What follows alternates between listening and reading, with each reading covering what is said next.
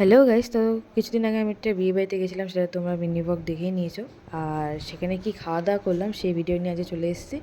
তো অনেক খাওয়া দাওয়া ছিল, স্টার্টার মেন কোর্স নিয়ে অনেক ভালো মতন খেয়েছি, ভালোই লেগেছে খাওয়া দাওয়াগুলো। তো স্টার্টারে ছিল প্রথমে চিকেন পকোড়া, যেটা খেয়ে নিয়েছিলাম। দেন খেয়েছিলাম একটা আমের শরবত, তারপর ফুচকা খাবো ভাবছিলাম কিন্তু ফুচকা খাওয়া হয়নি। দেন মেন কোর্সে ছিল প্রথমেই ডিমের টেবিল আর সস আর ওই স্যালাড বলতে ওই শসা পেঁয়াজ এইগুলো। তো ডিমের টেবিল খেতে আমার ভালোই লাগে, যদিও বা আমার অ্যালার্জি আছে ডিমে, তাও আমার ডিমের টেবিল খেতে ভালো লাগে, কেননা ভাজা পোড়া খাওয়ার কার না ভালো লাগে। তো কার কার ভাজা পোড়া খাওয়ার খেতে মানে তেলে ভাজা খাওয়ার খেতে বেশি ভালো লাগে অবশ্যই কমেন্টে জানিও, আমার মতন কার কার ভালো লাগে আর কি।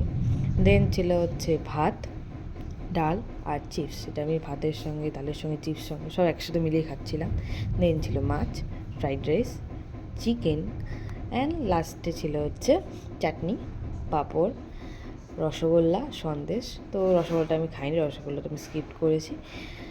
সন্দেশটা খুব ভালো ছিল, সন্দেশটা খুব টেস্টি ছিল। দেন আমি আর আমার সখী দুটো হাজমোলা নিয়ে চলে গেছিলাম আইসক্রিমের কাউন্টারে। তো আইসক্রিমটা হাতে নিয়ে আইসক্রিম খেতে খেতে চলে গেছিলাম বাড়ি। ভিডিওটা এইটুকুনি, আপাতত টাটা।